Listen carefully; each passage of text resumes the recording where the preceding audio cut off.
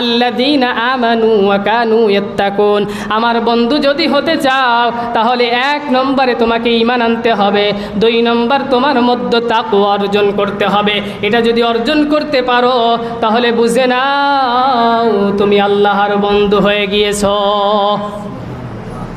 শুধু তাই নয়, তোমরা যদি আল্লাহর বন্ধু হয়ে যাও, তোমার মধ্যে যদি তাকওয়া অর্জন করতে পারো, আল্লাহ রাব্বুল আলামিন বলতেছে লাহুমুল বুশরা ফিল হায়াতিদ দুনিয়া ওয়া ফিল আখিরা লা তাবদীলা লিকালিমাতিল্লাহ যালিকা হুয়াল ফাউজুল আযীম। হে নবী, তুমি তাদেরকে সুসংবাদ দাও, তাদের পার্থিব জীবনে, পরকালীন জীবনে তাদের কোনো ভয় নাই, তাদের কোনো পেরেশানি নাই, আল্লাহর কথা কখনো হেরফার হয় না। তাদেরকে আল্লাহ রাব্বুল আলামিন দুনিয়ার মধ্যে বরকত দান করবে এবং আখিরাতে আল্লাহ রাব্বুল আলামিন তাদেরকে মুক্তি করে দেবে। আলহামদুলিল্লাহ الحمد لله وكفى وسلام على عباده الذين اصطفى أما بعد فقد قال الله تعالى في كلامه المجيد وفرقانه الحميد। সবাই জবান সেরে পড়ি আউযু বিল্লাহি মিনাশ শাইতানির রাজীম। বিসমিল্লাহির রাহমানির রাহিম।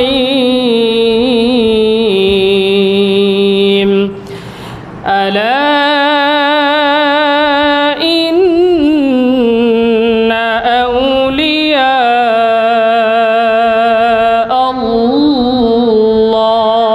আল্লাহ লা খাউফুন আলাইহিম ওয়ালা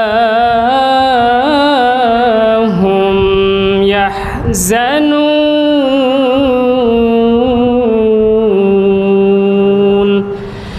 আল্লাযীনা আমানু ওয়া কানু ইয়াত্তাকুন। وقال تعالى في كلامه المجيد إن الله وملائكته يصلون على النبي يا أيها الذين آمنوا صلوا عليه وسلموا تسليما। সকলে দুরূদ ইব্রাহিম পাঠ করি।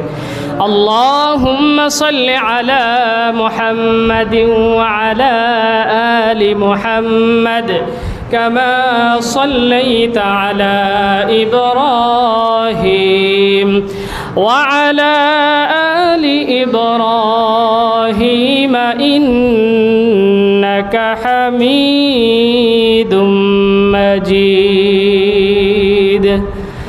যারা আল্লাহর পথে চলে,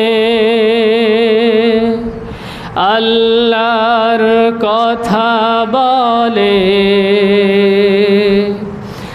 আল্লাহকে ভালোবেসে সপেছে জীবন, তাদের কিসের ভয়, কে করে পরাজয়। শহীদি তামান্নাতে নাচে তার মন, শহীদি তামান্নাতে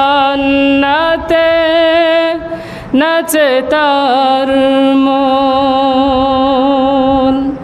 سبحانك لا علم لنا إلا ما علمتنا إنك أنت العليم الحكيم رب اشرح لي صدري ويسر لي أمري واحلل عقدة من لساني يفقه قولي আলহামদুলিল্লাহ, শুকরিয়া আদায় করে নিচ্ছি সেই মহান মানিবের দরবারে যিনি আমাদেরকে দীর্ঘ একটা সপ্তাহ পরে পৃথিবীর শ্রেষ্ঠ স্থান মসজিদের মধ্যে দুনিয়াবি সব ধরনের কাজ থেকে ফারেক রেখে যে মহান রব্বুল আলামিন দুনিয়াবি সব ঝামেলাকে দূরে ঠেলে দিয়ে আমাদেরকে আল্লাহর কাজকে প্রাধান্য দেওয়ার তৌফিক দান করেছেন, যেই মহান রব্বুল আলামিন মসজিদে আসার বসার কিছু কথা বলা এবং শোনার তৌফিক দান করতেছেন, সেই রব্বুল কারীমের দরবারে আমরা সকলে দিল থেকে কালিমাতুশ শুকরিয়া আদায় করি আলহামদুলিল্লাহ। দুনিয়ার মধ্যে মানুষ বিভিন্ন পেরেশানিতে থাকে না, বিভিন্ন ঝামেলার মধ্যে থাকে, বিভিন্ন টেনশনের মধ্যে থাকে। অনেকে বলে যে আমার কোনো কাজের মধ্যে বরকত আমি পাই না, আমি যেদিকেই যাই না কেন শুধু পিছু টান, কোনো বরকত পাই না, আল্লাহর পক্ষ থেকে কোনো রহমত আমি পাই না। কিন্তু আমি তো নামাজ পড়ি, আমি তো ইবাদত টুকটাক করার চেষ্টা করি, কিন্তু কোনো বরকত পাই না। বরকত পাওয়ার জন্য দুনিয়ার মধ্যে প্রত্যেকটা কাজে কিছু আমল প্রয়োজন আছে কি নাই? আছে না? কোরআন হাদিস ঘেটে অল্প কয়েকটি পয়েন্ট আপনাদের সামনে আমি নিয়ে এসেছি, মাত্র 15টি পয়েন্ট, যে প্রতিটি কাজের মধ্যে বরকত পাবো কিভাবে। শুনতে রাজি আছে সবাই? ইনশাআল্লাহ, মা তৌফিক ইল্লা বিল্লাহ। আল্লাহ রাব্বুল আলামিন যদি তৌফিক দেয়, প্রতিটি কাজে বরকত পাওয়ার জন্য কোরআন হাদিস থেকে 15টি পয়েন্ট আমরা আজকে আমাদের জেহেনের মধ্যে ঢুকিয়ে নিয়ে যাব ইনশাআল্লাহ। দুনিয়ার মধ্যে যদি প্রতিটি কাজে সব স্থানে আমরা বরকত পেতে চাই, তাহলে আমাদেরকে কিছু কাজ, কিছু আমল নিজের মধ্যে সেট করে নিতে হবে। তার জন্য 1 নম্বর পয়েন্ট হলো, আমরা একটু লক্ষ্য করে শুনব। 1 নম্বর পয়েন্ট হলো আমাদের মধ্যে তাকওয়া অর্জন করতে হবে। কি অর্জন করতে হবে? দুনিয়ার প্রত্যেকটা কাজে, প্রত্যেকটা স্থানে, প্রত্যেকটা সমাজের মধ্যে যদি আমরা বরকত পেতে চাই, যদি আল্লাহর রহমত আমরা পেতে চাই, তাহলে আমাদের মধ্যে 1 নম্বর যে গুণটা অর্জন করতে হবে সেটা হলো তাকওয়া, অর্থাৎ আল্লাহর ভয়। কার ভয়? আল্লাহর ভয়। তাকওয়া যদি অর্জন করতে পারি, আল্লাহর ভয় যদি আমাদের মধ্যে ঢুকিয়ে নিতে পারি, তাহলে দুনিয়ার প্রত্যেকটা কাজের মধ্যে আল্লাহ রাব্বুল আলামিন আমাদের মধ্যে বরকত দান করে দিবেন। তাকওয়া এই জিনিসটা আপনার মধ্যে যে আছে, এটা বোঝার জন্য 4টি বিষয় আপনার মধ্যে মাস্ট বি থাকা লাগবে। কয়টি বিষয়? 4টি বিষয়। আপনার মধ্যে যে তাকওয়া আছে, আপনি যে তাকওয়াবান, এটা যে আপনি বলবেন, এটা বলার জন্য আপনার মধ্যে কয়টা জিনিস প্রয়োজন? 4টা বিষয়। কয়টা বিষয়? 4টা। 1 নম্বর বিষয় হলো আল্লাহর ভয় আপনার অন্তরে থাকা লাগবে। কার ভয়? আল্লাহর ভয়। আপনি যে কাজেই যান না কেন, দুনিয়ার কোনো মানুষ, দুনিয়ার 2 চক্ষু আপনাকে দেখতেছে না, চর্মচক্ষু আপনাকে দেখতেছে না, যত বড় পাওয়ারফুল মানুষ আপনার সামনে আসুক না কেন, যদি আল্লাহর বিধান আপনার সামনে আসে, ওই ক্ষেত্রে ওই পাওয়ারফুল মানুষের কথাকে প্রাধান্য না দিয়ে আল্লাহর কথাকে প্রাধান্য দেওয়াই আল্লাহর ভয়। কার ভয়? আল্লাহর ভয় যদি আপনার মধ্যে থাকে, তাহলে বুঝতে হবে আপনার মধ্যে কি আছে? তাকওয়া আছে। 2 নম্বর বিষয়, কোরআন দিয়ে আপনাকে আমল করতে হবে। কি দিয়ে আমল করতে হবে? আপনার মধ্যে যে তাকওয়া আছে, একটু আমরা খেয়াল করি, আমাদের আলোচনা একটু খেয়াল না করলে আপনারা বুঝবেন না। তাকওয়া যে আপনার মধ্যে আছে, এটা বুঝতে হলে 1 নম্বর হলো আপনার আল্লাহর ভয় আছে কিনা এটা দেখতে হবে। যদি আল্লাহর ভয় থাকে, 2 নম্বর পয়েন্ট হলো আপনার মধ্যে কোরআন দিয়ে আমল আছে কিনা। কি দিয়া? কোরআন দিয়ে আপনার মধ্যে আমল আছে কিনা? আল্লাহ রাব্বুল আলামিন কোরআনের মধ্যে 500টি আমল দিয়ে দিয়েছে। কয়টি আমল? 500টি বিধান দিয়ে দিয়েছে। আপনি দেখবেন আপনার জীবনে, আপনার সমাজে, আপনার পরিবারে, আপনার রাষ্ট্রে, সব জায়গায় কি আপনি 5টি আমল বাস্তবায়ন করতে পারেছেন কিনা? যদি পেরে থাকেন তাহলে বুঝতে হবে আপনি একজন তাকওয়াবান ব্যক্তি, আর যদি না পেরে থাকেন তাহলে বুঝতে হবে আপনার মধ্যে এখনো তাকওয়া অর্জন হয়নি। আর যদি তাকওয়া অর্জন না করতে পারি তাহলে আল্লাহর বরকত পাওয়া যাবে? রহমত পাওয়া যাবে? পাওয়া যাবে না। 3 নম্বর হলো অল্পেতে তুষ্ট থাকতে হবে, অল্প জিনিসে খুশি থাকতে হবে। আমাদের সমাজের মানুষ মনে হয় অল্প জিনিসে খুশি। যদি একটা বাড়ি থাকে মনে করে আর একটা বাড়ি যদি করতে পারতাম, যদি একটা গাড়ি থাকে আর একটা গাড়ি যদি করতে পারতাম, কিছু টাকা আছে আর কিছু টাকা যদি অর্জন করতে পারতাম। অল্পে যদি তুষ্ট থাকতো তাহলে আমরা দীর্ঘ 15 বছর দেখে আসছি একজন এমপি মিনিস্টারের 110টা 20টা পর্যন্ত বাড়ি তারা তৈরি করেছে। বলেন তো তাদের এই বাড়ি দিয়ে কী করবে? একটা বাড়ি দিয়েই তো তার জিন্দিগি কেটে যাবে। তাহলে এই বাকি যে বাড়িগুলো তারা করেছে কিসের জন্য করেছে? তারা অল্পে তুষ্টু নয়, আরও লাগবে, আরও চাই, এই জিনিসটা তাদের মধ্যে রয়ে গেছে। আর এই জিনিসটা যার মধ্যে আছে বুঝতে হবে তার মধ্যে কি নাই? তাকওয়া নাই। কি নাই? তাকওয়া নাই। এজন্য আমাদের কিসে সন্তুষ্ট থাকতে হবে? অল্প জিনিসে কি থাকতে হবে? সন্তুষ্ট থাকতে হবে। 4 নম্বর বিষয় হলো আমাদেরকে আখিরাতের পুঁজি তৈরি করতে হবে। কিসের পুঁজি? আখিরাতের পুঁজি তৈরি করতে হবে। দুনিয়ার মধ্যে যে আপনার 60 বছর চলে গেল, 50 বছর চলে গেল, 40 বছর চলে গেল, আপনি একটু রাতের বেলায় যখন ঘুমাবেন বালিশের সঙ্গে মাথাটা লাগিয়ে চিন্তা করেন আপনার জীবনে আপনি কি অর্জন করেছেন আখিরাতের জন্য। দুনিয়ায় তো অনেক কিছুই অর্জন করলেন। আপনার স্ত্রী আছে, সন্তান আছে, বাড়ি আছে, গাড়ি আছে, টাকা আছে, পয়সা আছে, দুনিয়ার মধ্যে চলার জন্য যা কিছু প্রয়োজন আপনার সব কিছু আছে। কিন্তু আখিরাতের জন্য আপনি কি গুছাইছেন? কিছু গুছাইতেন পারছেন? আপনার হাতটা হয়তো এখনো খালি। আপনি যদি একটু চিন্তা করেন তাহলে দেখতে পারবেন। যদি জিজ্ঞাসা করি কোরআন পড়তে পারেন কয়জন? অনেকেই বলবে আমি পারি না। তাহলে কি আপনি আখিরাতের জন্য এখনো কিছু গোছাতে পারছেন? পারেন নাই। এজন্য আমাদেরকে যদি তাকওয়া অর্জন করতে হয় কয়টি বিষয় আমাদের মধ্যে থাকা লাগবে? 4টি বিষয়। 1 নম্বর আল্লাহর ভয়, 2 নম্বরে কোরআন দিয়ে আমল করতে হবে, 3 নম্বরে অল্পেতে তুষ্ট থাকতে হবে, 4 নম্বরে আখিরাতের পুঁজি গোছানোর ইচ্ছা, এক্সপিরিয়েন্স ভিতরে তৈরি করতে হবে। এটা যদি আমাদের মধ্যে থাকে তাহলে বুঝতে হবে আমাদের মধ্যে কি আছে? তাকওয়া আছে। আর এই গুণগুলো যদি আমাদের মধ্যে তৈরি না থাকে তাহলে বুঝতে হবে আমার মধ্যে তাকওয়া নাই। 1 নম্বর পয়েন্ট আমরা বললাম। 1 নম্বর পয়েন্ট হলো দুনিয়ার মধ্যে যদি আমরা বরকত পেতে চাই, দুনিয়ার মধ্যে যদি আল্লাহর রহমত পেতে চাই তাহলে আমাদের 1 নম্বর যেটা অর্জন করতে হবে সেটা হলো কি? তাকওয়া অর্জন করতে হবে। তাকওয়া অর্জনের 2 নম্বর উদাহরণ হলো আল্লাহ রাব্বুল আলামিন কোরআনুল কারীমে সূরাতু ইউনূসের 62 নম্বর আয়াতের মধ্যে বলে দিয়েছেন, আলা ইন্না আউলিয়া আল্লাহি লা খাউফুন আলাইহিম ওয়ালা হুম ইয়াহজানুন। আল্লাহ রাব্বুল আলামিন বলতেছে স্মরণ রেখো যারা আল্লাহর বন্ধু হতে চায়, যারা আল্লাহর বন্ধু তাদের কোনো ভয় থাকবে না, তাদের কোনো দুঃখিত হবে না, তারা কোনো পেরেশানিত হবে না। কে বলেছে? আল্লাহ রাব্বুল আলামিন। যারা আল্লাহর বন্ধু হতে চায়, আল্লাহকে যারা বন্ধু বানাতে চায়, যারা আল্লাহর ওলি হতে চায় তাদের কোনো ভয় থাকবে না, পেরেশানি থাকবে না। এবার বলেন তো আল্লাহর ওলি কারা? যারা একটা খানকা খুলে বসেছে সে কি আল্লাহর ওলি? যার বাপ থেকে সে পেয়ে এসেছে, যেরকম বাবা পীর, ছেলে পীর, তার দাদা পীর, নাতি পীর, এরকম আমাদের সমাজে আছে না? বাংলাদেশে আছে না? বাবা ওলি মানে ছেলেও ওলি, দাদা ওলি মানে নাতিও কি ওলি। আসলে কি এটা? আল্লাহ রাব্বুল আলামিন কি বলেছেন শুনুন।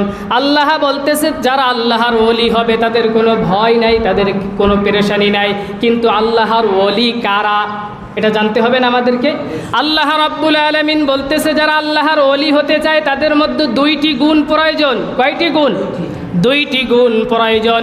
এক নম্বরে হলো আল্লাহ রাব্বুল আলামিন বলে দিয়েছেন আল্লাযীনা আমানু, আল্লাযীনা আমানু, তোমাকে ঈমান আনতে হবে, তোমার মধ্যে ঈমান থাকতে হবে। আল্লাহর ওলি হতে হলে আমার মধ্যে এক নম্বর শর্ত কি? ঈমান থাকতে হবে। কি থাকতে হবে? ঈমান থাকতে হবে। এটা আমার কথা নাকি কোরআনের কথা? সূরা ইউনূসের 63 নম্বর আয়াত, আল্লাযীনা আমানু, তোমরা যদি আল্লাহর ওলি হতে চাও তোমার মধ্যে দুইটি গুণ প্রয়োজন। তার এক নম্বর হলো তোমার ঈমান থাকতে হবে। কি থাকতে হবে? ঈমান থাকতে হবে। এখন আমার ঈমান আছে কি নেই এটা মাপার একটা যন্ত্রর প্রয়োজন আছে না? প্রয়োজন আছে না? আমাদের যদি জ্বর হয়, থার্মোমিটার আছে না, এটা দিয়ে আমরা জ্বর মাপি না, যে কত ডিগ্রি পর্যন্ত আমাদের জ্বর গেল, আমরা মাপি কি মাপি না? মাপি। নাকি ঘরে বসে থাকি মেপে দেখি যে আমাদের জ্বরটা কি অতিমাত্রায় চলে গেল কিনা, আমরা কি অসুস্থ বেশি হয়ে পড়লাম কিনা, এটা আমরা চেষ্টা করি না খোঁজার জন্য? আল্লাহ রাব্বুল আলামিনও আমাদেরকে জানিয়ে দিয়েছেন, আল্লাহর হাবিব আমাদেরকে জানিয়ে দিয়েছেন, তোমাদের ঈমান পরীক্ষা করার জন্য একটা যন্ত্র আছে। সেই যন্ত্রটা হলো আমাদের ঈমান আছে কি নাই এটা মাপার জন্য একটা যন্ত্র। আপনারা একটু মনে রাখবেন, সেটা হলো যদি আপনি কোনো ভালো কাজ করেন। কি কাজ করেন? ভালো কাজ করেন। আল্লাহর হাবিব বলতেছে তুমি যখন কোনো ভালো কাজ করবে তোমার মধ্যে আনন্দ ফিল হবে। কি ফিল হবে? আনন্দ ফিল হবে। তুমি যখন একটা সমাজের উপকারী কাজ করবে, মানুষকে যখন 10টা টাকা দিয়ে সাহায্য করবে, তোমার মনটা বেজার হবে না, তুমি দুঃখিত হবে না, বরং তুমি আরও খুশি হয়ে যাবে, তোমার মুখে হাসি ফুটে যাবে, তোমার অন্তরের মধ্যে একটা আলাদা আনন্দ পূর্তি তোমরা অনুভব করবে। যদি এরকম অনুভব করো তাহলে বুঝতে হবে তোমার মধ্যে ঈমান আছে। 2 নম্বর বিষয় হলো তুমি যদি কোনো খারাপ কাজ করো অথবা কোনো খারাপ কাজ দেখো, সঙ্গে সঙ্গে তোমার অন্তরের মধ্যে খারাপ লাগবে। কি লাগবে? খারাপ লাগবে। আপনার ঈমান আছে কি না এটা পরীক্ষা করার বিষয় আছে না? পরীক্ষা করার যন্ত্র হলো আপনি যদি কোনো ভালো কাজ করেন আপনাকে আনন্দ দিবে, যদি কোনো খারাপ কাজ করেন আপনাকে কষ্ট দিবে। যদি এরকম অনুভব হয়, এরকম ফিল যদি আপনি করেন তাহলে বুঝতে হবে আপনার মধ্যে ঈমান আছে। আর যদি এটা অনুভব না করেন তাহলে বুঝতে হবে আপনি ঈমানদার নয়। এবার বলেন তো আমাদের সমাজের মানুষ খারাপ কাজ করলে খারাপ লাগে না? যদি খারাপ লাগতো, আমাদের সমাজে দেখছি কত মানুষ রাস্তার কাজ এসেছে চেয়ারম্যান সাহেবের কাছে 1 লাখ টাকার, কয় লাখ টাকার? 1 লাখ টাকার কাজ এসেছে, 20,000 টাকা দিয়ে কাজ করে বাকি 80,000 টাকা তার পকেটে ঢুকে গেছে, কিন্তু একবারের জন্য তার মনে হলো না যে এটা একটা খারাপ কাজ। মনে হয়? মনে হয় না। তাহলে এরকম যদি মনে না হয় বুঝতে হবে তার ঈমান নাই। এজন্য ঈমান আমাদের পরীক্ষা করার যন্ত্র হলো এটা। আপনি যে কোনো খারাপ কাজ করেন না কেন, ওই খারাপ কাজে যদি আপনাকে কষ্ট দেয় বুঝতে হবে আপনার ঈমান নেই। 2 নম্বর বিষয় হলো আল্লাহর ওলি হতে গেলে যে বিষয়টা লাগবে সেটা হলো আল্লাহ রাব্বুল আলামিন বলে দিয়েছেন ওয়া কানু ইয়াত্তাকুন, তোমার মধ্যে তাকওয়া থাকা লাগবে, আল্লাহর ভয় থাকা লাগবে। কার ভয়? আল্লাহর ভয় থাকা লাগবে। আল্লাহর ওলি হতে গেলে কয়টি গুণ প্রয়োজন? 2টি। 1 নম্বর গুণ কি? ঈমান থাকা লাগবে। 2 নম্বর গুণ হলো তাকওয়া থাকা লাগবে। এটা আমার কথা না, আল্লাহর কথা। আল্লাহর কথা সূরা ইউনূসের 63 নম্বর আয়াত বাড়িতে গিয়ে মিলিয়ে দেখবেন। আল্লাহ রাব্বুল আলামিন বলেছে এই 2টি গুণ যদি কারো মধ্যে থাকে তাহলে বুঝতে হবে সে হলো আমি আল্লাহর ওলি। কার ওলি? আল্লাহর ওলি, অর্থাৎ আল্লাহর বন্ধু। এবার আসেন আল্লাহর ভয় আপনার অন্তরের মধ্যে কেমন হয়েছে? ছোট্ট একটা উদাহরণ মনে পড়ে গেল, যদি একটু দিই তাহলে আপনাদের বিষয়টা পরিষ্কার হয়ে যাবে। একটু খেয়াল করেন, আব্দুল্লাহ ইবনে ওমর রাদিয়াল্লাহু তাআলা আনহু তার সঙ্গী সাথীদেরকে নিয়ে সফরে বের হলেন। সফরে বের হওয়ার সঙ্গে সঙ্গে কিছু দূর হাঁটতে হাঁটতে হঠাৎ করে খাবারের টাইম হয়ে গেল, খাবার খাইতে বসবে। সঙ্গী সাথীদেরকে বলল আমাদের খাবারগুলো বের করো, আমরা খাবারটা খেয়ে নিয়ে এরপরে আবার সফরে রওনা হব। সঙ্গী সাথীরা তাদের খাবারগুলো বের করলেন, খাবারগুলো খাইতে বসছেন। এরকম অবস্থায় পাশ থেকে একজন পথিক হেঁটে যাচ্ছে, একজন রাখাল হেঁটে যাচ্ছে। যে রাখাল অনেকগুলো মহিষ তিনি চড়াচ্ছে, অনেকগুলো মহিষ ভেড়া তিনি মাঠের মধ্যে চড়াচ্ছে। আব্দুল্লাহ ইবনে ওমর রাদিয়াল্লাহু তাআলা আনহু বলতেছে, একটু খেয়াল করেন আল্লাহর তাকওয়া কেমন ভিতরে। বলতেছে, তুমি আমাদের সঙ্গে বসে যাও, যেহেতু দুপুরের খাবারের টাইম হয়ে গিয়েছে, এই রৌদ্রের মধ্যে তুমি খাবার না খেয়ে এরকম কষ্ট করতেছো, আমাদের সঙ্গে তুমি খাবার খাও। আজকে আমাদের খাবারের ব্যবস্থা ভালো আছে, সুন্দর সুন্দর আইটেম আমাদের কাছে আছে। এবার রাখাল বলল, না আজকে আমি খাইতে পারবো না, আপনি যে আমাকে মেহমানের জন্য আহ্বান করেছেন এজন্য আপনাকে থ্যাংক ইউ, ওয়েলকাম জানাচ্ছি, আলহামদুলিল্লাহ, কিন্তু আমি আজকে আপনার খাবার খাইতে পারবো না। কারণ হলো আজকে আমি রোজা অবস্থায় আছি। কি অবস্থায় আছে? রোজা অবস্থায় আছে। আব্দুল্লাহ ইবনে ওমর বলতেছে, ও রাখাল, তুমি যেই মহিষগুলো চড়াচ্ছ, এই ভেড়াগুলো চড়াচ্ছ, এই দুম্বাগুলো চড়াচ্ছ, এগুলো কি তোমার নাকি তোমার মালিকের? বলতেছে, আমি একজন মালিকের আন্ডারে কাজ করি। বলতেছে, আজকে তো কোনো ফরজ রোজা নাই, আজকে তো রমজান মাসও নয়, আজকে তো তুমি নফল রোজা রেখেছো, কোনো সমস্যা নাই, এই দুপুরের মধ্যে রোজা রাখার প্রয়োজন নাই, নফল রোজা ভেঙ্গে ফেলে তুমি আমাদের সঙ্গে খাবারের জন্য বসে যাও। এবার রাখাল শুনে বলতেছে, ও মনিব, আমার কথা শুনে রাখো, আমি তোমার কথা শুনে আমার রোজা, আমার আল্লাহ রাব্বুল আলামিনের হুকুম আমি ভাঙতে পারবো না। তোমার কথা অনুযায়ী আমি আল্লাহর কোনো আইনকে লঙ্ঘন করতে পারবো না। তুমি যেই হও না কেন, আমার খাবারের কোনো প্রয়োজন নাই, আমি সন্ধ্যার সময় ইফতার করে নিব, তোমরা খেয়ে নাও। কে বলতেছে? রাখাল বলতেছে। আব্দুল্লাহ ইবনে ওমর বলতেছে, এই লোকের মধ্যে তো তাকওয়া আছে, একটা নফল রোজা ভাঙতে বলছি, এত সুন্দর খাবার দেখে তারপরও সে নফল রোজা ভাঙলো না, তাহলে এর মধ্যে অবশ্যই তাকওয়া আছে, একে তো একটু পরীক্ষা করার প্রয়োজন আছে, আছে না? প্রত্যেকটা জিনিসের পরীক্ষার একটা প্রয়োজন আছে না? আব্দুল্লাহ ইবনে ওমর বলতেছে, তাহলে একে একটু পরীক্ষা নি। বলতেছে, তোমার এই যে দুম্বাগুলো আছে, এখান থেকে আমাদের কাছে কিছু দুম্বা বিক্রি করো, দু একটা দুম্বা, তোমাকে আমি এই দুম্বার পরিমাণ টাকা দিয়ে দেব, এবং এখান থেকে কিছু মাংস তোমাকে দিয়ে দিব, যেগুলো তুমি বাড়িতে নিয়ে ইফতারের সময় তুমি পান করতে পারবে, খাবার খাইতে পারবে। এবার রাখাল বলতেছে, আমি আপনাকে প্রথমেই বলে দিয়েছি, আমার এই যে দুম্বাগুলো আছে এগুলো আমি মালিক নয়, এগুলো আমি শুধু পালতেছি, আমি একজনের আন্ডারে কাজ করি, সে আমার কাছে পালতে দিয়েছে আমানত স্বরূপ, এগুলো আমি আপনার কাছে বিক্রি করতে পারবো না। কে বলতেছে? রাখাল বলতেছে। আব্দুল্লাহ ইবনে ওমর বলতেছে, এই জমিনের মধ্যে, এই মাঠের মধ্যে আশেপাশে কেউ আমাদেরকে দেখতেছে না, তুমি যদি দুই একটা দুম্বা আমাদের কাছে বিক্রি করো, টাকা তো পাবা, আরও সাথে একটু গোস্ত উপহার পাবা, তুমি বাড়িতে গিয়ে ইফতারের সময় খাইতে পারবা, তুমি এইগুলো দিয়ে দাও। বাড়িতে গিয়ে মনিবকে তুমি বুঝিয়ে দিও যে এগুলো হিংস্র প্রাণী যারা আছে দুই একটা দুম্বা খেয়ে ফেলেছে, এরকম কিছু একটা বুঝিয়ে দিও, সমস্যা হবে না। রাখাল বলতেছে, ও আব্দুল্লাহ ইবনে ওমর, ও পথিক, তুমি শুনে নাও, তুমি আমাকে যাই বলো না কেন, দুনিয়ার মনিবকে যদি আমি বুঝাতে পারি যে আমার এই কিছু দুম্বা কিছু দুষ্টু প্রাণীতে খেয়ে ফেলেছে, কিছু হিংস্র প্রাণী খেয়ে ফেলেছে, কিন্তু একজন মনিব আমাকে দেখতেছেন, তিনি হলেন আল্লাহ, তাকে আমি কি বলে বুঝ দিব কাল কিয়ামতের ময়দানে? আমি তোমার কাছে কোনো দুম্বা বিক্রি করতে পারবো না। দেখেন রাখালের ভিতর কি আছে? তাকওয়া আছে। সে ইচ্ছা করলে দুম্বাগুলো বিক্রি করতে পারতো, টাকাও নিতে পারতো, কিছু গোস্ত হাদিয়াও নিতে পারতো। আবার মনিবকে গিয়ে যদি বুঝাইতো যে হিংস্র প্রাণী আমার দুম্বা দুই একটা খেয়ে ফেলেছে, তাহলে মনিব বিশ্বাসও করে নিত, কারণ ওরকম জঙ্গলের মধ্যে দুই একটা দুম্বা হিংস্র প্রাণী খেয়েই ফেলতে পারে, এটা স্বাভাবিক বিষয়। কিন্তু রাখাল বলতেছে, দুনিয়ার কোনো মানুষ না দেখলেও আমাকে দেখতেছে কে? আল্লাহ। এটাই হলো তাকওয়া। আল্লাহ রাব্বুল আলামিন বলতেছেন সেই কথা, আল্লাযীনা আমানু ওয়া কানু ইয়াত্তাকুন। আমার বন্ধু যদি হতে চাও তাহলে 1 নম্বরে তোমাকে ঈমান আনতে হবে, 2 নম্বর তোমার মধ্যে তাকওয়া অর্জন করতে হবে। এটা যদি অর্জন করতে পারো তাহলে বুঝে নাও তুমি আল্লাহর বন্ধু হয়ে গিয়েছো।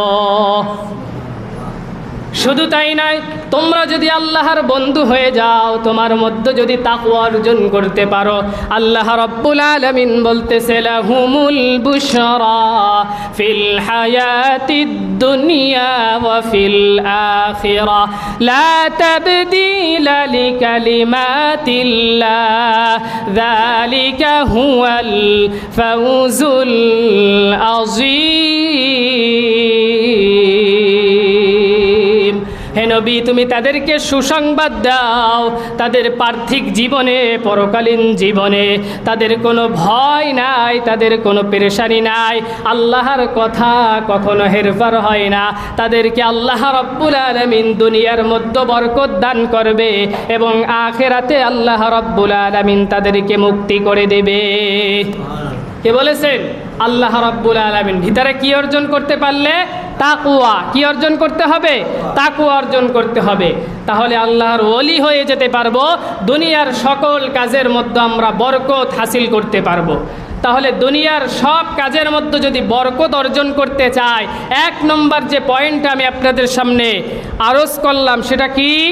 তাকওয়া। কি? সবাই একটু কথা বলেন। তাকওয়া। শ্রোতারা যদি কথা না বলে, যে বক্তা যে কথা বলে তার কষ্ট হয়ে যায়, যে আপনারা বুঝলেন কি বুঝলেন না, এটা বোঝার একটা বিষয় আছে না? তাহলে 1 নম্বর পয়েন্ট কি? তাকওয়া যদি অর্জন করতে পারি, দুনিয়ার সব কাজের মধ্যে বারাকা দান করে দেবেন কে? আল্লাহ রাব্বুল আলামিন। 2 নম্বর পয়েন্ট, দুনিয়ার সব কাজের মধ্যে যদি আমরা বরকত হাসিল করতে চাই, দুনিয়ার সব কাজের মধ্যে যদি আমরা বারাকা পেতে চাই, তাহলে আমাদেরকে যেটা পেতে হবে, আমাদের যে কাজটা করতে হবে সেটা হলো প্রতিটি কাজের শুরুতে আমাদেরকে বিসমিল্লাহ পড়তে হবে। কি পড়তে হবে? বিসমিল্লাহ পড়ে প্রত্যেকটা কাজ আমাদেরকে শুরু করতে হবে। 2 নম্বর পয়েন্ট কি? বিসমিল্লাহ পড়তে হবে। কি পড়তে হবে? বিসমিল্লাহ। 1 নম্বরে হলো তাকওয়া, 2 নম্বর হলো প্রতিটি কাজের শুরুতে বিসমিল্লাহ দিয়ে শুরু করতে হবে। আপনি ইস্তিনজার মধ্যে যাইতেছেন, দোয়া পড়েন আল্লাহুম্মা ইন্নী আউযু বিকা মিনাল খুবুসি ওয়াল খাবাইস। মসজিদের মধ্যে ঢুকতেছেন, দোয়া পড়েন আল্লাহুম্মা ইফতাহ লি আবওয়াবা রাহমাতিক। ইস্তিনজা থেকে বের হচ্ছেন, দোয়া পড়েন গুফরানাকা আলহামদুলিল্লাহিল্লাযী আযহাবা আন্নিল আযা ওয়া আফানি। যানবাহনে চলতেছেন, দোয়া পড়েন সুবহানাল্লাযী সাখখারা লানা হাযা ওয়া মা কুন্না লাহু মুকরিনিন ওয়া ইন্না ইলা রাব্বিনা লামুনকালিবুন। আপনি নৌকায় আরোহণ করতেছেন, দোয়া পড়েন বিসমিল্লাহি মাজরিহা ওয়া মুরসাহা ইন্না রাব্বী লাগফুরুর রহিম। আপনি জামা পরিধান করতেছেন, প্রথম ডান হাতটা জামার মধ্যে প্রবেশ করান, বিসমিল্লাহ বলে প্রবেশ করান। তাহলে আপনার প্রতিটি কাজের মধ্যে বারাকা দান করে দেবেন কে? কে দেবেন? আল্লাহ রাব্বুল আলামিন। তাহলে প্রতিটি কাজের মধ্যে কি পড়তে হবে? বিসমিল্লাহ পড়তে হবে।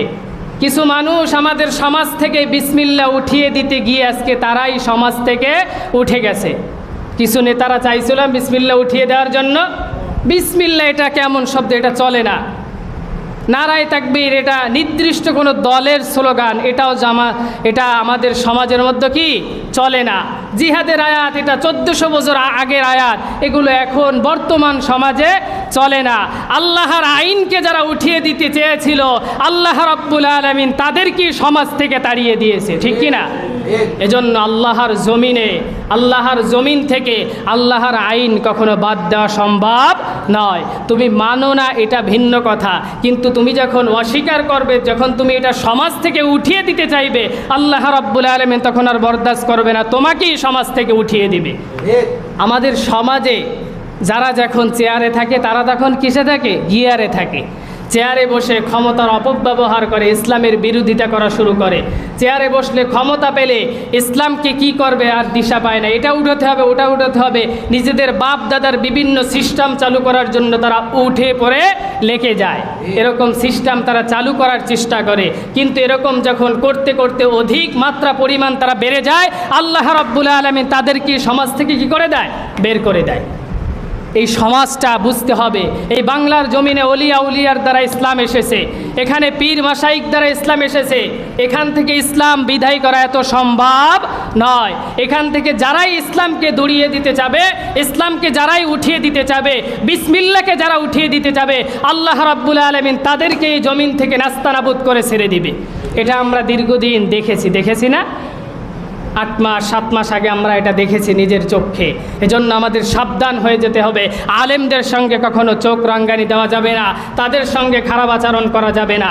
আমাদের সমাজে স্বৈরাচার চলে গেছে, কিন্তু স্বৈরাচারদের দোসর কিছু ভিতরে যে আলামত ছিল এগুলো কিছু লোকদের মধ্যে এখনও রয়ে গেছে। গতকালকে সাতক্ষীরাও দেখলাম একটি মাহফিলে কবির বিন সামাদ শিল্পী এবং মাহফিল করে বেড়ায়, তাকে দেখলাম এক নেতা বিএনপির, তিনি স্টেজে বসে স্বয়ং গালিগালাজ করতেছে, বেয়াদব বলে আচরণ করতেছে। এমন আচরণ করলো যেগুলো কোনো সমাজের সামনে আলেমের সঙ্গে যায় না। এটা নিয়ে সাতক্ষীরায় দেখছি মানববন্ধন হয়েছে, অনেক জায়গায় মানববন্ধন হয়েছে, এবং সেই নেতা পরে বাড়িতে গিয়ে ফেসবুকে স্ট্যাটাস দিয়ে ক্ষমাও চেয়েছে। কিন্তু এই ক্ষমার দ্বারা কি হবে? এটা তো পরিকল্পিতভাবে আলেমদেরকে হয়রানি করা, তাই না? এজন্য আলেমদেরকে যারা হয়রানি করতে চায়, সমাজে যারা ইসলাম নিয়ে কটূক্তি করতে যায়, কোরআনের সঙ্গে যারা বেয়াদবি করতে চায়, আল্লাহর রসুলের শানে যারা কটূক্তি করতে চায়, যারা বেয়াদবি করতে চায়, তাদেরকে কিন্তু ছাড় দেওয়া যাবে না। আপনি আমাকে গালি দেন, আমার বাবাকে গালি দেন, ব্যক্তিভাবে এটা ভিন্ন কথা, কিন্তু আপনি যখন সঙ্গে ইসলাম নিয়ে আসবেন, কোরআন নিয়ে আসবেন, আপনি যখন আলেম সমাজকে নিয়ে গালি দেবেন, যখন রাসূলের শান নিয়ে কথা বলবেন, আল্লাহর শান নিয়ে কথা বলবেন, তখন কোনো মুসলমান এক বিন্দু রক্ত থাকা সত্ত্বেও তারা বরদাস্ত করবে না। এটা সম্ভব নয়। এজন্য এটা থেকে আমাদের ফিরে আসতে হবে। স্বৈরাচারদের পতন দেখে আমাদেরকে এখান থেকে শিক্ষা নিয়ে ফিরে আসতে হবে। আবার যদি নতুন করে কেউ স্বৈরাচার হতে চায় এই জমিনে, তাহলে তাদেরকে তো কয়েক দিন লেগেছে এই বাংলার জমিন থেকে হটাইতে, আর তোমাদেরকে কয়েক সেকেন্ডও লাগবে না হটাইতে। আল্লাহ রাব্বুল আলামিন এটা একটা শিক্ষা স্বরূপ সমাজের মধ্যে চালু করে দিয়েছে। এজন্য আমাদেরকে এ থেকে শিক্ষা নিতে হবে। বিসমিল্লাহ প্রত্যেকটা কাজে কাজে আমাদেরকে চালু করতে হবে। পারবো না সবাই? যদি প্রতিটি কাজের মধ্যে বারাকা পেতে চাই, প্রতিটি কাজের মধ্যে যদি আমরা বরকত পেতে চাই, তাহলে 2 নম্বর যে পয়েন্টটা, সেটা হলো আমাদেরকে সমাজের মধ্যে বিসমিল্লাহর আমল চালু করতে হবে। পারবো না সবাই? ইনশাআল্লাহ আল্লাহ রাব্বুল আলামিন আমাদেরকে তৌফিক দান করুক। প্রতিটি কাজের মধ্যে যদি আমরা বারাকা পেতে চাই, বরকত পেতে চাই, 3 নম্বর যে পয়েন্ট আমাদের আমল করতে হবে, 5 ওয়াক্ত নামাজের হেফাজত করতে হবে। কয়েক তো নামাজের? 5 ওয়াক্ত নামাজের হেফাজত করতে হবে। কয়েকটা নামাজ? 5 ওয়াক্ত নামাজ পড়ে সমাজের মানুষ? পড়ে? ছোট্ট একটা উদাহরণ দিই আপনাদেরকে। আমাদের আজানের প্রথম শব্দ কি? আল্লাহু আকবার। আজানের প্রথম শব্দ কি? সবাই বলেন আল্লাহু আকবার। আমাদের সমাজে যারা নামাজ না পড়ে, আমি বলি তারা স্বয়ং আল্লাহ রাব্বুল আলামিনের বিরোধিতা করে, আল্লাহ রাব্বুল আলামিনকে বুড়ো আঙ্গুল দেখায়, তারা নামাজ থেকে দূরে সরে যায়, মসজিদ থেকে দূরে সরে যায়। কারণ হলো আল্লাহ রাব্বুল আলামিন আজানের প্রথম শব্দ তো লা ইলাহা ইল্লাল্লাহ শব্দ দেয়নি, প্রথম শব্দ দিয়েছে কি? আল্লাহু আকবার। এটার অর্থ কি আপনারা জানেন? আল্লাহ সবচেয়ে বড়। যখন মুয়াজ্জিন সাহেব আল্লাহু আকবার বলে মাইকে ডাক দেয়, তিনি কি নিজের প্রচার করে নাকি আল্লাহর প্রচার করে? কার প্রচার করে? 5 ওয়াক্ত নামাজে তিনি কার প্রচার করে? আল্লাহর প্রচার করে। তিনি বলতেছে আল্লাহু আকবার, আল্লাহ সবচেয়ে বড়, তোমার দুনিয়ার কাজ ছোট। আল্লাহু আকবার, তোমার দুনিয়ার সব কাজ ছোট। আল্লাহু আকবার, আল্লাহর কাজ বড়। তুমি নামাজের দিকে চলে আসো, আল্লাহর কাজের দিকে চলে আসো। কিন্তু আমরা যখন কাজের মধ্যে থাকি, আমরা বলি কি, এখন নামাজ পড়ার টাইম নাই, আমার কাজটাই বেশি। তাহলে বোঝা গেল তুমি আল্লাহকে প্রাধান্য না দিয়ে, আল্লাহকে ছোট করে না তোমার কাজকে বড় করে নিলে। আর তোমার কাজকে যখন বড় করে নিলে, তখন আল্লাহ রাব্বুল আলামিনকে তুমি ছোট করে দিলে। আর আল্লাহকে ছোট করা মানে আল্লাহকে বুড়ো আঙ্গুল দেখানো, আল্লাহর কাজকে দূরে ঠেলে দেওয়া। আল্লাহর কাজকে যারা দূরে ঠেলে দেয়, তারা কি কখনো জীবনের মধ্যে সফল হতে পারবে? কখনোই সম্ভব না। আপনি সপ্তাহের মধ্যে 6 দিন 5 ওয়াক্ত নামাজ করে 35 ওয়াক্ত নামাজ, কয়েকটা নামাজ? 35 ওয়াক্ত নামাজ। কিছু সমাজের মানুষ আছে শুধুমাত্র জুমার সালাত আদায় করে, আছে না? তাহলে এবার একটু চিন্তা করেন, যখন আল্লাহর কোনো হুকুমকে অমান্য করা হয়, খুশি হয় কে? আল্লাহ নাকি শয়তান? কে খুশি হয়? শয়তান। এবার সপ্তাহের মধ্যে 36 ওয়াক্ত নামাজ, 35 ওয়াক্ত নামাজ, আপনি 34 ওয়াক্ত নামাজ কাজা করলেন, নামাজ ছেড়ে দিলেন, তাহলে খুশি হইল কে? আল্লাহ নাকি শয়তান? শয়তান। আর জুমার দিন 1 ওয়াক্ত মাত্র আসলেন, এই 1 ওয়াক্তর জন্য খুশি হইল কে? আল্লাহ। তা খুশি আল্লাহকে বেশি করলেন নাকি শয়তানকে বেশি করলেন? 34 বার আপনি শয়তানের হুকুম মেনেছেন, আর একমাত্র 1 বার আল্লাহর হুকুম মেনেছেন। এবার বলেন, আপনি কি আসলে কি ইমানদার মুসলমান আছেন কি নেই? আল্লাহর হাবিব বলেছেন, নামাজের সঙ্গে ইমানের প্রশ্ন আছে। নামাজের সঙ্গে মুসলমানের প্রশ্ন আছে। কাফের এবং মুসলমানের পার্থক্য হলো সলাৎ। কাফের সলাৎ আদায় করে না, আর মুসলমান সলাৎ আদায় করে। এবার চিন্তা করেন, গাজীরঘাটের মসজিদে যখন 5 ওয়াক্ত আজান হয়, কয়জন মানুষ এই মসজিদের মধ্যে নামাজ পড়তে আসে? হলো সমাজের পরিবেশ। এবার চিন্তা করেন, আমরা মসজিদের মধ্যে কি আয়োজন করলাম, আমরা সমাজের মধ্যে নামাজের কীরকম হেফাজত করলাম। আবার আমরা বলি কি, আমাদের কোনো কাজে তো বারাকা নাই, কোনো কাজে তো বরকত নাই। সম্ভব বরকত পাওয়া? সম্ভব না। যতক্ষণ পর্যন্ত আমরা নামাজের হেফাজত করতে না পারবো, ততক্ষণ পর্যন্ত কোনো কাজের মধ্যে বারাকা পাবো না। এজন্য নামাজের হেফাজত করতে পারবো না। কয়েক তো সালাত আদায় করতে হবে, 5 ওয়াক্ত। সপ্তাহের মধ্যে কয়বার আল্লাহর হুকুম মানবো? একবার নাকি 35 বার? 35 বার। শয়তানের হুকুম কয়বার? একবারও মানা যাবে না। যখনই আল্লাহর হুকুম আপনি ছেড়ে দেবেন, তখনই শয়তান আপনার উপর খুশি হয়ে যাবে। এজন্য শয়তানকে কখনো খুশি করব না। 2 নম্বর উদাহরণ, আল্লাহ রাব্বুল আলামিন বলেছেন, وَأْمُرْ أَهْلَكَ بِالصَّلَاةِ وَاصْطَبِرْ عَلَيْهَا لَا نَسْأَلُكَ رِزْقًا نَحْنُ نَرْزُقُكَ وَالْعَاقِبَةُ لِلتَّقْوَى। আল্লাহ রাব্বুল আলামিন বলতেছেন সূরাতুত তাহার, আল্লাহ রাব্বুল আলামিন 132 নম্বর আয়াতে বলতেছেন, হে নবী, আপনি আপনার পরিবারদেরকে নামাজের আদেশ দেন এবং আপনি নিজে নামাজ আদায় করেন। কে বলেছেন? আল্লাহ রাব্বুল আলামিন বলেছেন, আপনি তো আমাকে রিজিক দেন না, আমি বরং আপনাকে রিজিক দিই। কে বলেছেন? আল্লাহ রাব্বুল আলামিন। হে নবী, আপনি পরিবারদেরকে নামাজের আদেশ দেন, নিজে নামাজ আদায় করেন। আপনি তো আমাকে রিজিক দেন না, আমি তো আপনাকে রিজিক দিই। তাহলে কিসের পেরেশানি? আপনি আমার পথে থাকেন, আমি আপনাকে অসংখ্য রিজিক জমিনের মধ্যে দিয়ে দেব, আপনার কোনো পেরেশানি নাই। তাহলে আমরা নামাজ না পড়ে যে রিজিকের পিছনে শুধু দৌড়াই, তাহলে রিজিক কি পাওয়া যাবে? যখনই নামাজ পড়ে রিজিকের দিকে দৌড়াবো, রিজিক দেবে কে? আল্লাহ রাব্বুল আলামিন। কোরআনের আয়াত দ্বারা এটা হলো দলিল। এজন্য আমরা নামাজের দিকে আসতে পারবো না, অবশ্যই আসতে হবে। 4 নম্বর বিষয় হলো, জমিনের মধ্যে যদি আমরা বারাকা পেতে চাই, আমাদেরকে কোরআনের সাথী হতে হবে। কার সাথী হতে হবে? কোরআনের সাথী হতে হবে। কোরআনকে আমাদের জীবনে বাস্তবায়ন করে দিতে হবে, কোরআনকে আমাদের জীবনের সঙ্গে সেট করে নিতে হবে। কারণ আল্লাহ রাব্বুল আলামিন বলেছেন, কিতাবুন আনজালনাহু ইলাইকা মুবারাকুল লিয়াদাব্বারু আয়াতিহি ওয়া লিয়াতাযাক্কারা উলুল আলবাব। আল্লাহ রাব্বুল আলামিন বলতেছে, ওগো আমার হাবিব, আপনি এই কিতাবকে বরকতময় করেছি যাতে তারা এটা থেকে উপদেশ গ্রহণ করতে পারে, এটা থেকে বারাকা নিতে পারে। কে বলেছেন? আল্লাহ রাব্বুল আলামিন বলতেছে, এই কোরআনকে আমি জমিনের মধ্যে মানুষের বারাকা হিসাবে নাজিল করেছি, মানুষের উপদেশ হিসাবে জমিনের মধ্যে নাজিল করেছি, মানুষের বরকত স্বরূপ জমিনের মধ্যে কোরআনকে নাজিল করেছি, যাতে তারা এখান থেকে উপদেশ গ্রহণ করে, বারাকা গ্রহণ করে। কে বলেছেন? আল্লাহ রাব্বুল আলামিন। কিন্তু কোরআন না পড়ে আমরা শুধু বলি আমাদের জীবনে কোনো বরকত নাই, কোনো বরকত নাই, শুধু পেরেশানি, শুধু পেরেশানি।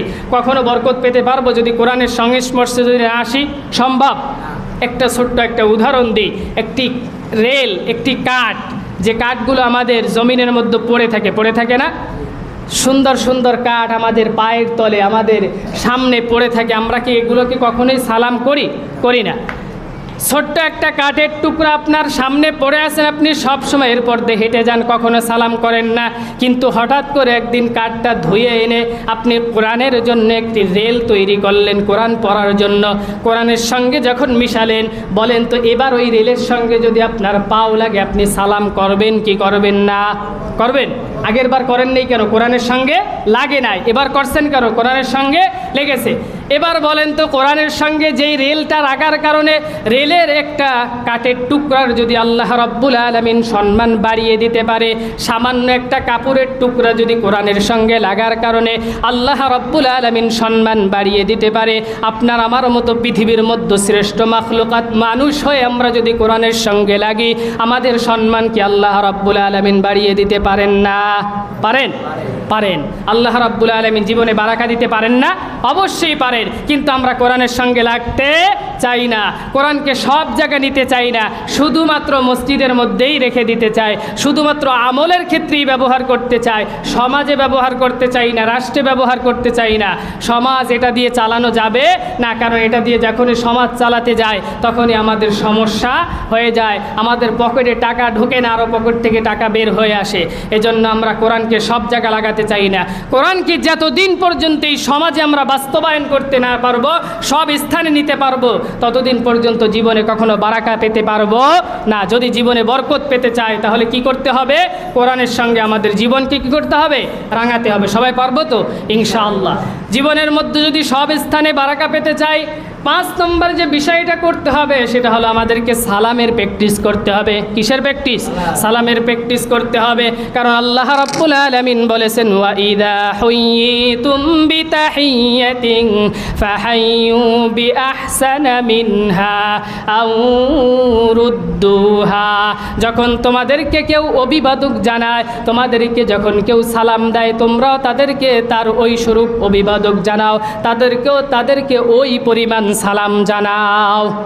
অর্থাৎ আপনাদেরকে যদি কেউ বলে আসসালামু আলাইকুম ওয়া রাহমাতুল্লাহ, আপনার উপর শান্তি বর্ষিত হোক, আপনি তার জন্য দোয়া করেন না ওয়া আলাইকুম আসসালাম ওয়া রাহমাতুল্লাহ, আপনার উপরও শান্তি বর্ষিত হোক, তাহলে এটার দ্বারা কি হয়? বরকতের দোয়া হয় না, শান্তির দোয়া হয় না? এজন্য আল্লাহর হাবিব বলেছেন, তোমরা যদি জীবনে বরকত পেতে চাও তোমাদের জীবনে সালামের প্র্যাকটিস করতে হবে। কিসের প্র্যাকটিস? সালামের প্র্যাকটিস। এক মুসলমান অপর মুসলমানকে দেখলে সঙ্গে সঙ্গে আমরা কি দিব? সালাম দিব। আমি সংক্ষেপ করে বলে যাচ্ছি যেহেতু সময় খুবই কম। 6 নম্বর বিষয় হলো আল্লাহ রাব্বুল আলামিন বলেছেন, জীবনে যদি বারাকা পেতে চাও তাহলে মা বাবার খেদমত করতে হবে। কাদের খেদমত? মা বাবার খেদমত করতে হবে। কারণ ওয়াসাইনাল ইনসানা বিওয়ালিদাইহি, আল্লাহ রাব্বুল আলামিন বলেছেন, আমি সন্তানদেরকে উপদেশ দিলাম তারা যেন তাদের মা বাবার সঙ্গে সৎ ব্যবহার করে, সৎ আচরণ করে, তাদের সঙ্গে যেন ভালো আচরণ করে। কে আদেশ দিয়েছেন? আল্লাহ রাব্বুল আলামিন। সন্তানদের দ্বারা তাহলে আমরা ভালো কিছু পেতে পারবো।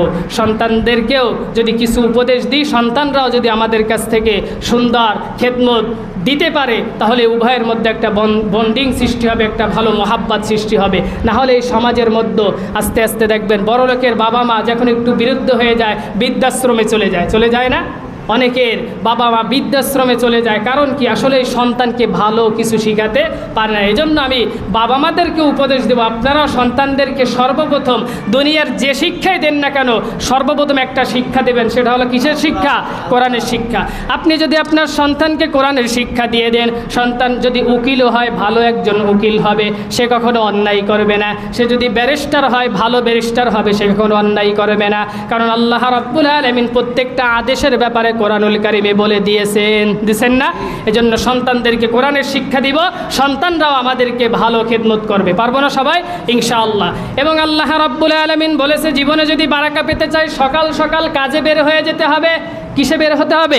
কাজে। আমাদের সমাজের মানুষ বলে জীবনে কোনো বারাকা নাই, কারণ হলো তারা ঘুম থেকে ওঠেই 10টার সময়। কয়টার সময়?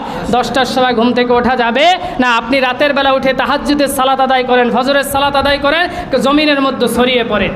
অথবা যদি তাহাজ্জুদ কোনোদিন নাও পড়তে পারেন, ফজর পরে জমিনের মধ্যে ছড়িয়ে পড়েন। এটা আমি আবু সাঈদের কথা নয়, আল্লাহ রাব্বুল আলামিন বলতেছেন, ফাইদা কাদাইতুম মানাসিকাকুম ফাযকুরুল্লাহা কাযিকরিকুম আবাআকুম আও আশাদ্দা যিকরা ফান্তাশিরু ফিল আরদি ওয়াবতাগু মিন ফাদলিল্লাহ ওয়াযকুরুল্লাহা কাসীরান লাআল্লাকুম তুফলিহুন। তোমরা ফজরের সালাতের পরে জমিনের মধ্যে ছড়িয়ে পড়ো এবং তোমরা আল্লাহর অনুগ্রহ সন্ধান করতে থাকো, আল্লাহরকে স্মরণ করো বেশি বেশি। আল্লাহ রাব্বুল আলামিন তাহলে তোমাদের জীবনের জীবিকার মধ্যে বারাকা দান করে দিবেন। কে বলেছেন? আল্লাহ রাব্বুল আলামিন। তাহলে আমরা জমিনে ছড়িয়ে পড়বো কখন? 11টার সময় নাকি সকাল সকাল? সকাল সকাল ফজরের সালাত পরে কাজে বেরিয়ে যাব। আমরা অন্যায় কাজে বিভিন্ন ফাও এখানে ওখানে বসে থাকবো না।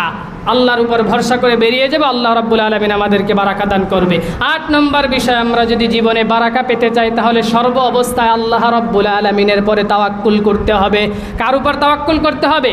আল্লাহ রাব্বুল আলামিন। কারণ ওয়া মাইয়া তাওয়াক্কাল আলাল্লাহি ফাহুয়া হাসবু ইন্নাল্লাহা বালিগু আমরি ক্বাদ জাআলাল্লাহু লিকুল্লি শাইইন কদরা। যে ব্যক্তি আল্লাহর উপর ভরসা করে, আল্লাহর উপর ভরসা করে জমিনের মধ্যে চলে, আল্লাহ রাব্বুল আলামিন বলতেছে আমি তার জন্য যথেষ্ট। কার জন্য যথেষ্ট? যে ব্যক্তি আল্লাহর উপর ভরসা করবে, আল্লাহ তার জন্য কি? যথেষ্ট। এজন্য সর্ব অবস্থায় যে কোনো বিপদে পড়লে তাওয়াক্কুল করব কার কাছে? আল্লাহর কাছে। তাহলে আমাদের জীবনে বারাকা দান করবে কে? আল্লাহ রাব্বুল আলামিন। এবং আমাদেরকে এমন কাজ করা যাবে না যে তাওয়াক্কালতু আলাল্লাহ বলে হাত পাও গুটিয়ে সুন্দর করে বসে থাকলাম, আল্লাহ রাব্বুল আলামিন খাওয়াবে। জীবনে সম্ভব? সম্ভব না। আল্লাহর হাবিবের কাছে মসজিদে নববীর মধ্যে এক ব্যক্তি ঢুকে আল্লাহর রসুলকে সালাম দিল। আল্লাহর রসুল বলতেছে তুমি এটা কি করলা? তোমার বাহিরের উটটা ছেড়ে দিয়েছো কেন? বলতেছে তাওয়াক্কালতু আলাল্লাহ, আল্লাহর উপর রেখে আসছি। আল্লাহর হাবিব বলতেছে কখনোই সম্ভব না। সর্বপ্রথম তোমার উটটা একটা রশি দিয়ে গাছের সঙ্গে বাঁধো, এরপরে আল্লাহর পর তাওয়াক্কাল করো, আল্লাহ রাব্বুল আলামিন তোমাকে অবশ্যই বারাকা দান করবে, এর আগে কখনোই বারাকা দান করবে না। তাহলে সবসময় আল্লাহর উপর ভরসা করব কি? চেষ্টা করে। চেষ্টা না করে আল্লাহর উপর ভরসা করা যাবে না। কারণ লাইসা লিল ইনসানি ইল্লা মা সাআ, জমিনের প্রত্যেকটা মানুষ চেষ্টা ছাড়া কখনো সফল হতে পারে না। কে বলেছেন? আল্লাহ রাব্বুল আলামিন। চেষ্টা করলেই সফলতা দান করবে কে? আল্লাহ রাব্বুল আলামিন। 9 নম্বর বিষয় হলো আমরা সব অবস্থায় ইস্তেগফার পড়ব। কি পড়ব? ইস্তেগফার পাঠ করব। যে ইস্তেগফার পড়ব কারণ হলো আল্লাহ রাব্বুল আলামিন বলছে আমি সব অবস্থায় বান্দাকে ক্ষমা করার জন্য তৈরি থাকি। আল্লাহ রাব্বুল আলামিন বলতেছে ইয়া আইয়ুহাল্লাযীনা আমানু তুবু ইলাল্লাহি তাওবাতান নাসুহা, হে মুমিনগণ তোমরা যদি আল্লাহর কাছে তওবা করো, আল্লাহ রাব্বুল আলামিন আশা করা যায় তোমাদের পাপসমূহ ক্ষমা করে দিবে। তাহলে আমাদের ইস্তেগফার পড়তে হবে না? যদি জীবনে বারাকা পেতে চাই কি পড়তে হবে? বেশি বেশি ইস্তেগফার। কিন্তু আমাদের সমাজের মানুষ, বাংলাদেশের মানুষ ইস্তেগফার তো পড়ে না, সময় একটু পাইলে মানুষের পিছনে গালমন্দ করা শুরু করে দেয়। আছে কি নেই? সময় একটু পেলে মানুষের পিছনে গীবত আর কথাবার্তা, কোনো ধরনের ইস্তেগফার ভিতরে আমল নাই। কিন্তু আল্লাহর রাসূল এবং সাহাবাদের আমল ছিল কখনই সময় পেলে সঙ্গে সঙ্গে ইস্তেগফার পাঠ করা শুরু হয়ে যেত। কারণ আমাদের প্রতিটা সেকেন্ডটা হলো গুনাহ। আমরা যদি ক্ষমা না চাই মাফ করবে কখনো সম্ভব? দুনিয়ার একটা মানুষের ভুল করলে পাও ধরতে ধরতে জীবন শেষ হয়ে যায়, তারপর ক্ষমা করতে চায় না। আর আল্লাহ রাব্বুল আলামিন আমাদের ক্ষমা করার জন্য বসে থাকে, কিন্তু আমরা তওবা করতে চাই না। এজন্য এরকম হতভাগার কপালে পড়া যাবে না। আমরা সব অবস্থায় ইস্তেগফার পড়ব কার কাছে? আল্লাহর কাছে। 11 নম্বর বিষয় হলো আমরা সম্পদ সব অবস্থায় কার রাস্তায় ব্যয় করব? আল্লাহর রাস্তায়। কারণ আল্লাহ রাব্বুল আলামিন বলেছে ওয়া আনফিকু ফি সাবিলিল্লাহ, তোমরা আল্লাহর দেওয়া সম্পদ আল্লাহর রাস্তায় খরচ করো। পারবো না সবাই? আল্লাহর রাস্তায় খরচ করতে হবে। সময়ের দিকে সচেতন থাকতে হবে। 12 নম্বর পয়েন্ট। কিসের দিকে? সময়ের দিকে সচেতন। কারণ বলেন তো এই জমিনের মধ্যে সব থেকে মূল্যবান জিনিস কি? সময়। সময় যদি একটা সেকেন্ড, এই যে আমি যে কথা বলতে এখানে বসেছি, যতটুকু সময় চলে গেছে আমি যদি 1000বার চেষ্টা করে এই সময়টুকু ফিরিয়ে আনতে পারবো? সম্ভব না। আপনার জীবনে যতটুকু হায়াত চলে গেছে 1000 চেষ্টা করলে ফিরিয়ে আনতে পারবেন? সম্ভব না। আপনার শৈশব আর চলে আসবে? ফিরে আসবে না। যেই বয়সে চলে আসবে এখান থেকে বাড়বে, কখনো কমবে না। এজন্য আল্লাহর হাবিব বলেছে সময়কে তোমরা গুরুত্ব দাও, সময়কে প্রাধান্য দাও, তাহলে জীবনের মধ্যে সব সময় বারাকা দান করবে কে? আল্লাহ রাব্বুল আলামিন। 13 নম্বর বিষয় হলো আমরা সর্ব অবস্থায় শুকরিয়া আদায় করব কার? আল্লাহ রাব্বুল আলামিনের। কারণ ইন্না হাদাইনাহুস সাবিলা ইম্মা শাকিরা ওয়া ইম্মা কাফুরা, আল্লাহ রাব্বুল আলামিন বলেছে আমি তাকে পথ দেখিয়ে দিয়েছি। তারা যদি কৃতজ্ঞ হয় তাহলে তারা ভালো কিছু অর্জন করতে পারবে, বারাকা পেতে পারবে। যদি অকৃতজ্ঞ হয় তারা ধ্বংসের দিকে চলে যাবে। তাহলে আমরা আল্লাহর দিকে কৃতজ্ঞ হব না অকৃতজ্ঞ হব? কৃতজ্ঞ হতে হবে না? শুধু তাই না, আল্লাহ রাব্বুল আলামিন বলেছে বান্দা যদি আমার নিয়ামত পাওয়ার পরে কৃতজ্ঞ না হয়, শুকরিয়া আদায় না করে, আমি তাদেরকে আযাব দিব। লা ইন শাকারতুম লা আযীদান্নাকুম ওয়া লা ইন কাফারতুম ইন্না আযাবি লাশাদীদ। তোমরা যদি কৃতজ্ঞতা আদায় করো তাহলে আমি অবশ্যই তোমাদেরকে আরও নিয়ামত বাড়িয়ে দেব, আর যদি অকৃতজ্ঞ হয়ে যাও তোমাদের নিয়ামত ছিনিয়ে নেব। ইন্না আযাবি লাশাদীদ, বরং তোমাদেরকে আযাবের মধ্যে আমি গ্রেফতার করব।